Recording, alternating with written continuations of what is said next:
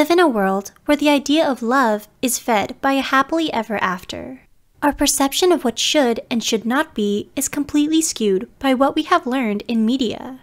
The typical pattern of intense passion and emotions, a conflict that makes us fight for that God-forsaken love, and then the resolution of being together forever.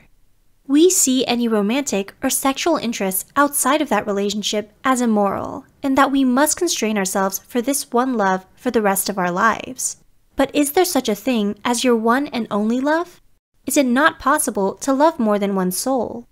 This question has resulted in cheating, divorce, resentment, conflicts, and a lot of lying. Is monogamy the only way to be in a loving relationship? More and more people are finding healthy relationships inside consensual, non-monogamous relationships. In actuality, the cultures that only accept monogamous relationships are in the minority worldwide. According to a paper in the Journal of Evolutionary Biology, 83% of societies allow polygamy. At Psych2Go, we're bringing you the 8 signs polyamory may be right for you. The first sign is that you have always felt limited and confined in conventional relationships. It's not the person you're with that's making you feel confined, it's the situation. Have you ever felt like you're no longer acting as an individual, but always thinking about being faithful to your partner? And you can't help but think, does this come from a place of love, freedom, and security? Or does it come from a place of ownership, jealousy, and fear? Sign number 2 is that you learn so much about yourself through others. Relationships are fun, yes, but they are also incredible opportunities to learn and explore different aspects of yourself. Each person is a universe, and both negative and positive experiences that we venture in with them are a journey to learning and growing individually as a person. If you are limited to only one relationship, there may be aspects of yourself you are neglecting. Sign number 3 is that you are the kind of person who feels energized by other people. Does diving into experiences with people outside of your primary relationship nurture, energize, and refresh you?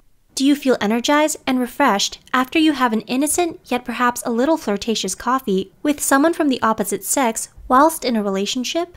This does not have to imply any physical engagement. An innocent lunch date is enough. In a polyamorous relationship, you are free to flirt, have fun, and share your experiences with other people in any way you desire. Sign 4 is that you like to constantly challenge yourself in order to grow. The most common reason for people rejecting an open relationship is jealousy. They would rather not deal with the intensity of jealous feelings they would get with the very imagination of their partner engaging with someone else. But what if polyamory will teach you to be less jealous and to love with complete freedom? Would this not be like taking an entire weight off of your shoulders? This experience, while still being a very difficult one, will teach you to love someone. Fear, jealousy, and possession are not things that come from a place of love. Consider it a love boot camp. Sign number 5 is that communication and honesty are very important things for you. You can't stand lying about anything, and let's be honest, most people feel safer not admitting to their partners that they may be interested in or attracted to someone else. They may also not feel safe about telling their partner about certain friendships for fear of jealousy. You are the kind of person who would rather be open about these difficult topics and feel safe in approaching them with your partner. You think it's best and healthier to tackle the situation and finding a compromise that makes you both happy. If there is something forbidden to us, we will only want it more. If we feel free to be with somebody else, then the initial excitement of that forbidden fruit is gone. Sign number 6 is that you don't like living life by society's rules and tend to question everything. You are not one to follow social constructs of what should and should not be. You often find yourself questioning these impositions made on us. Polyamory is instantly rejected by society and almost seen as a threat to normal relationships and normal family life. However, you prefer to live an experience for yourself before deciding your opinion on something, as opposed to following everybody else like a sheep. Sign number 7 is that you trust your love and connection with this person more than anything. You don't think that seeing someone else could possibly take away from your love and devotion to your partner. If anything, it might even strengthen your appreciation for them. If the connection you have is authentic, then it is really hard for that to just go away with the introduction of someone new.